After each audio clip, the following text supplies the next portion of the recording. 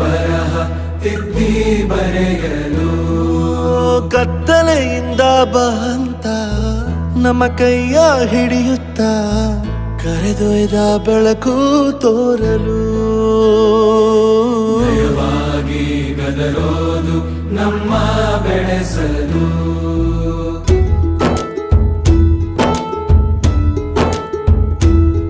ಭಾಷೆ ಅಮೃತ ಕುಡಿಸೋ